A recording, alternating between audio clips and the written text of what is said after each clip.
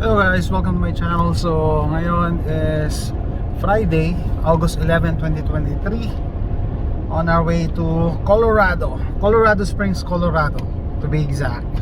So andun yung campsite namin. Pero first stop namin mamayang gabi sa Amarillo, Texas. Sabi ko nga doon sa last video ko, no, dito kami matutulog sa SUV. Update ko lang kayo, no? Lumampas na kami sa College Station, lampas na kami ng Hearn, and then nakaramdam kami ng kakaiba dito sa expedition. Nagano siya, nag-hesitate siya. Ayaw niyang mag-speed up.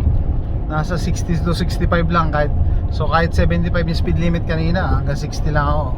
Tapos nagfa-flash yung check engine light intermittently, ibig sabihin nawawala din.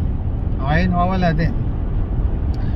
So, yesterday, sinusubaybayan niyo yung mga videos ko. By the way, bago yung sombrero ko. So, ginawa ko, bumili ako sa eBay na iba-ibang sombrero, tapos nililipat ko na lang to yan. Okay, so yun nga. Yesterday, pinalda ko to ng spark plugs, no? V6 to 3.5 liter V6. Ano ba ako? Yan, 29 miles pa po. So, pwede pa ako mag-vlog. So pinunta ko to ng spark plugs. Yung isa, nag-iisang spark plug, nakita ko may oil. So ibig sabihin nagli-leak yung ano.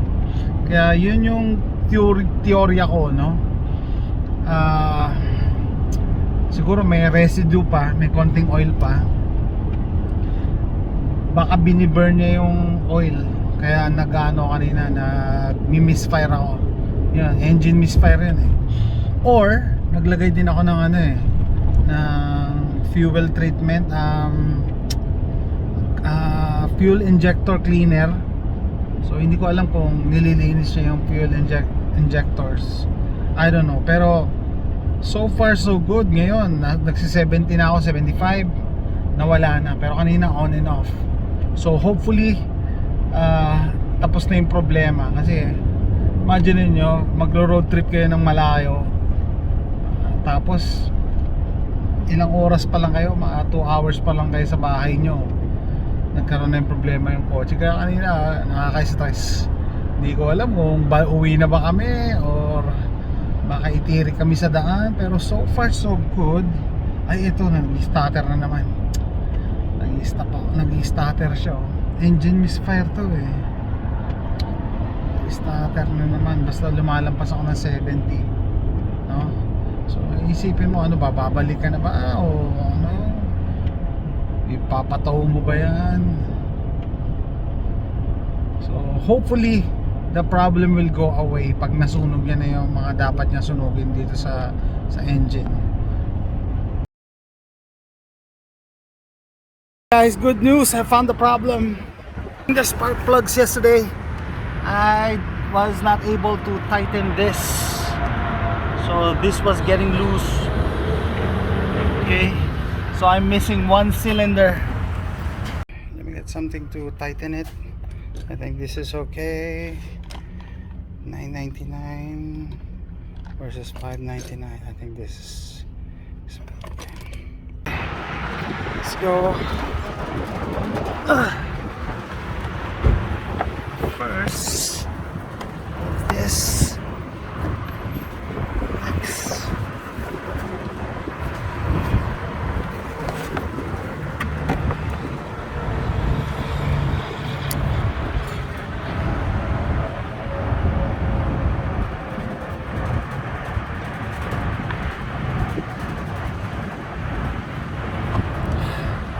I think that's good.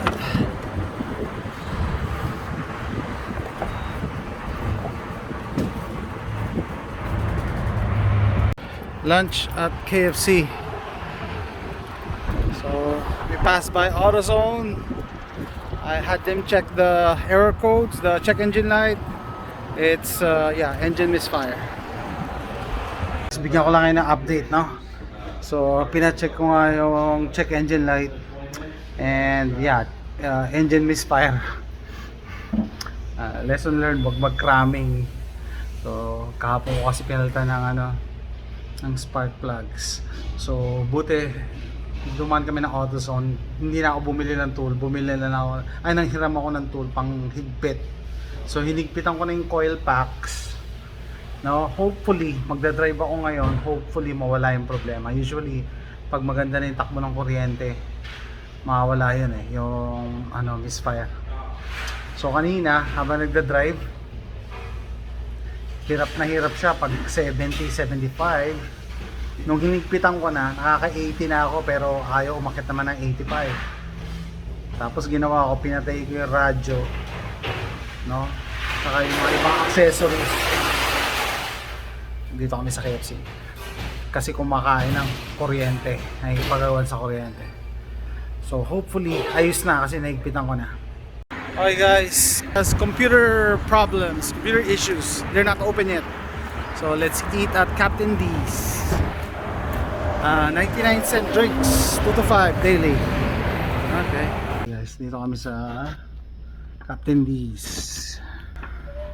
So maganda itong lugar na ito, mukhang bago, no? Pakita ko pa ng binili ko sa Walmart. Sale na ngayon. Dating $12.99, $5 na lang. $5. Bakit ako nakamedyas? Mga mayamanin daw nagmemedyas Para hindi makita yung dumi ng paa ko. Si AJ binilang ko rin $5. So, bago yung slippers namin. Para pwede na rin pang ligo. Training kayo? Training.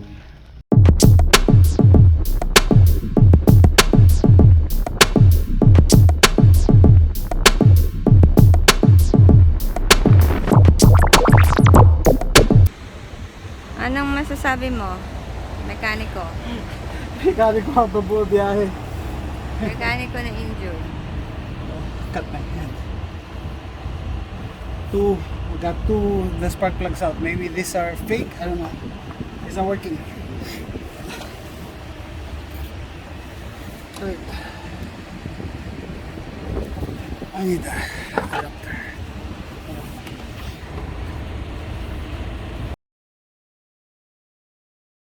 Guys, bigyan ko na yung update, no? 8 hours, no, plus 6 10 hours na kaming nasa kalsada. Tama? 6 tayo umalis 10 hours na kami nasa road. Siguro nag-drive ako ng 8 hours na. Kasi tumigil kami, no? Ito yung summary. 2 hours away from the house, biglang nag-blink yung check engine light. Tapos hindi siya makaarangkada, no? Pag tumatapak ako ng gas, nag-hesitate. Sabi ko, ano kaya to? Kaya nagdadalawang isip kami kung uuwi kami, kasi baka nga tumira kami sa daan sabi ko, sige, mag-stop ako. Pag stop ko sa gas station, chinek ko yung mga coil packs. Excuse me. Yung coil packs, yun yung nasa ibabaw ng spark plugs. So hindi ko pala na higpitan yung isa. So under uli kami. Sabi, ba't parang ganun pa rin? Di check ko na lahat, no? Dalawa pala yung maluwag. So I was disappointed na after na higpitan ko yung dalawang coil packs, ganun pa rin, nag-hesitate pa rin. Hindi ako makaakit ng 70 miles per hour. Below 70 lang ako, 60, 65, no? So sabi na miss ko, mag-stop ka na sa AutoZone. Yung AutoZone, auto parts store yan dito, no? Libre diyan magpa-check up ng sasakyan. Yung meron silang reader, diagnostics. Yan, meron ako sa bahay nun kaso naiwan ko. So nila, binasa nila, chinek sa computer. Ang verdict is engine misfire. So at least nakakampante ako. Okay, hindi siya piston or transmission, spark plug talaga. So yun nga, nagpalit ako ng spark plug yesterday, no? Ngayon naisip ko, hindi kaya nagkamali ako ng type of spark plugs, kasi nakita ko lang yun sa garage namin 6. Sabi ko, asa ano to? Sabi ko, alam ko bumili ako para sa Expedition kasi hindi ko pa nakakabit bago naman siya, bago. Kasi yung Durango 6 din ang spark plugs nun yung tinride ko bago Expedition.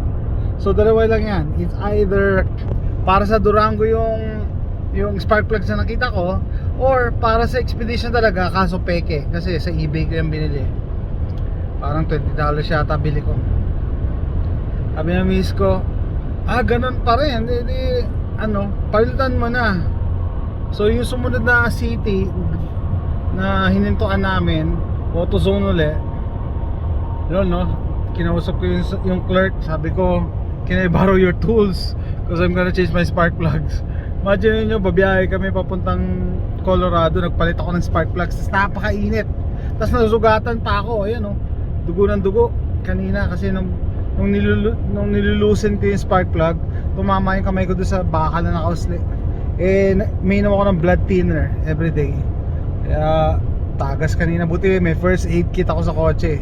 Nakatulong, no? Ano nga ginamit natin dito? Betadine para tumigil yung bleeding yan. Sikat na sikat sa dialysis yan Betadine. Alcohol pad at saka yung antibiotic cream meron ako doon sa nagamit ko yung first aid kit. So matapos kong palitan, kaya nagpalit din ako ng damit tagaktak paawis ko kanina palit ako ng damit. Matapos kong palitan, wala nang problema yung kotse. Yan, meron lang siya si Mrs. pinagdadrive ko para makapag-vlog ako. Yan, nakaano pa rin yung, nakailaw pa rin yung yung check engine light. Ibubura na lang yan, buburahin na lang yan. Pero wala na siyang symptoms perfect na yung driving condition Swabing-swabe na.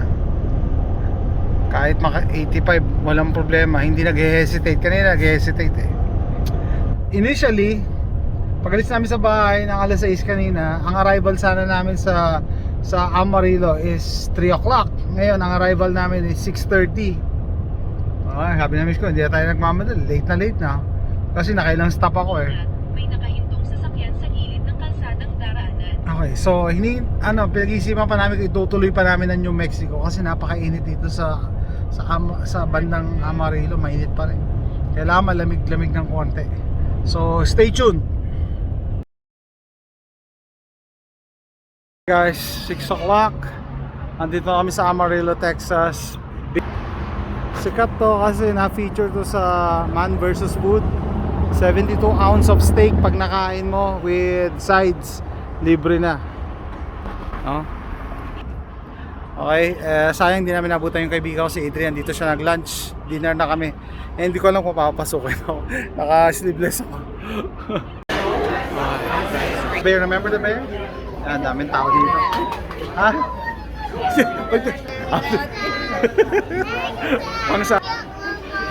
There's a lot of people here.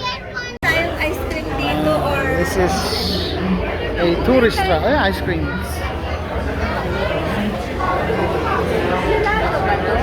Can you say tourist trap? AJ, come here, look. Shooting gallery. Yeah.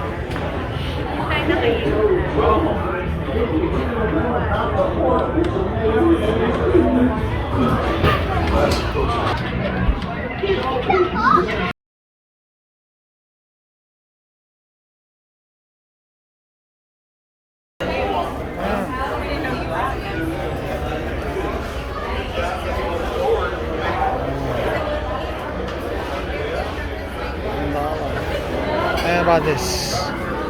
Okay, bear.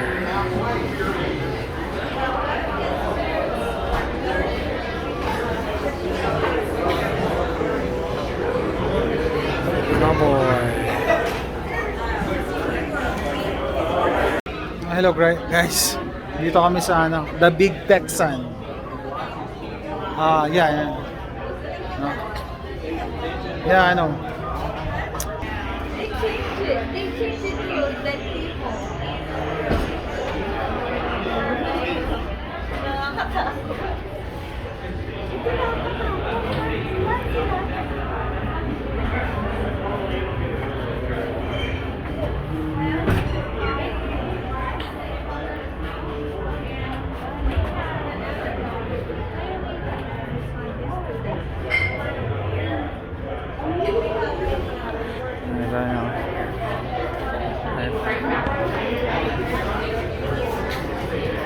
Anong order naman? Just kinain. Daming tao dito. And it's only 6 p.m. There's more people later, around 7 or 8.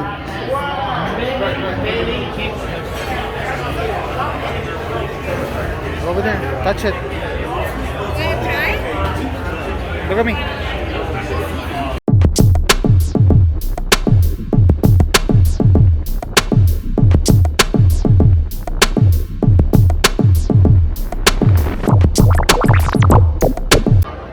Okay guys, we're about to get our seats. And it's only 7 because last time we went here, and the first time we went here it was late. Like 9 and 9 or 10, yeah, it was very late. And they seat us up there. Challenge is over there. So hopefully we get a table downstairs. Okay, here we go. Move, get out of the way. I think we should do the challenge. Yeah, the challenge over there. Go.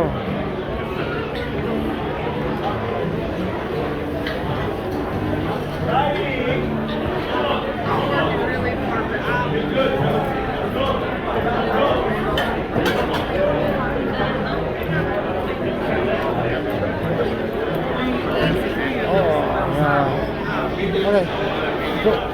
Over here. Okay guys, somebody's... Tell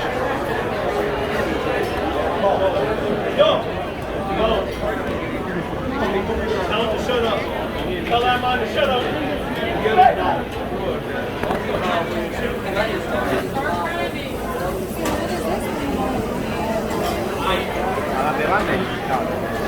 Tu la vuoi fare?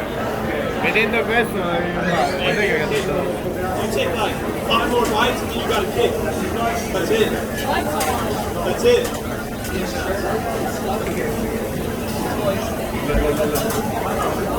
Oh my god, he's pushing it. I don't think he can do it. Game time. I don't think he can do it. It's game time. Okay, well, Saturday.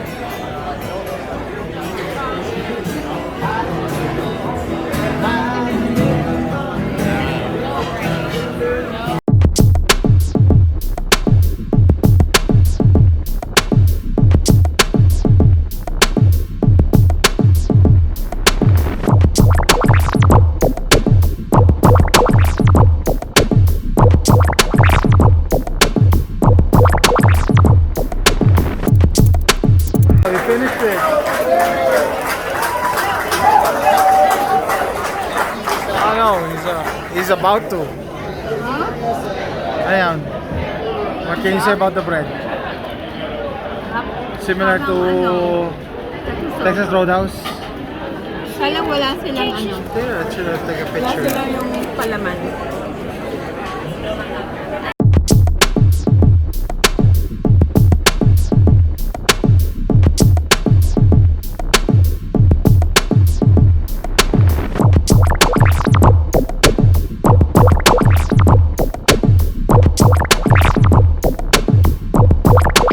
Was this T-bone? Yeah. And what's AJ's? Rib tips? You can eat, go.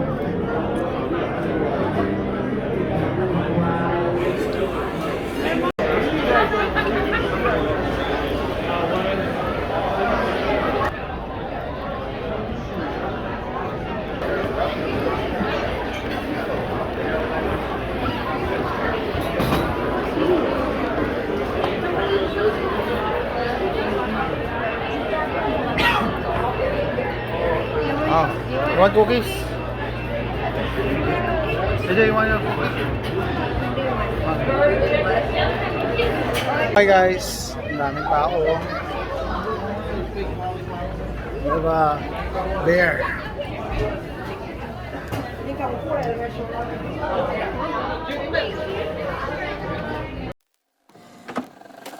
I just can't let you go.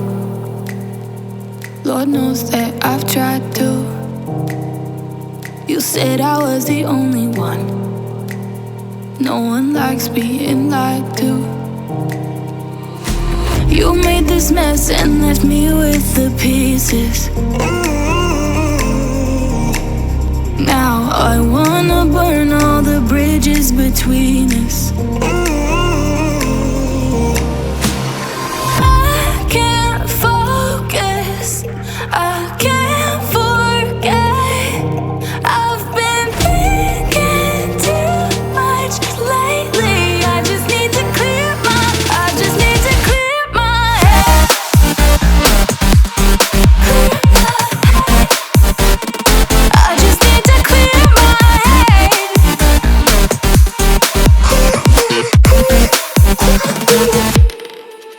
I've been stuck on your memory, but it's not like I need it. And we may have some history, but we don't have to repeat it. This is the big Texan Steak Ranch restaurant. And look at these guys in a limo. Indian in the middle.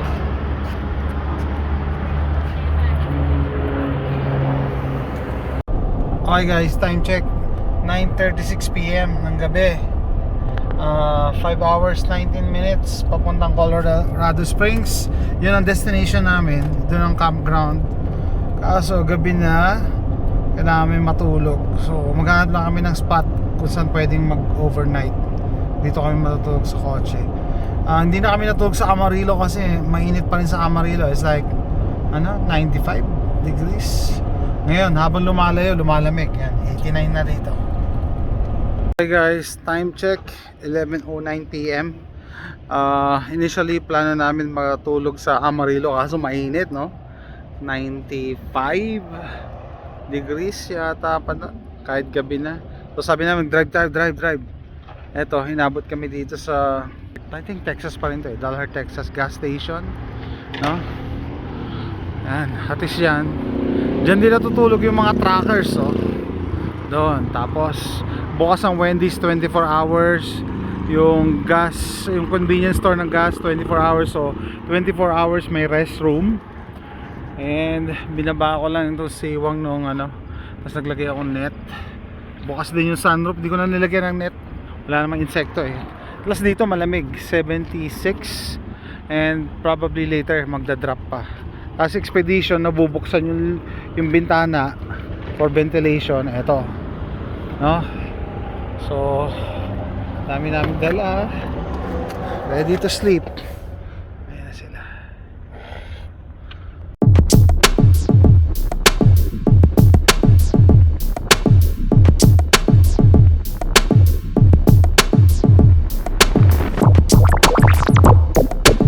Okay guys, so dito nagtatapos ang day 1 ng summer road trip namin, Houston to Colorado. Bye.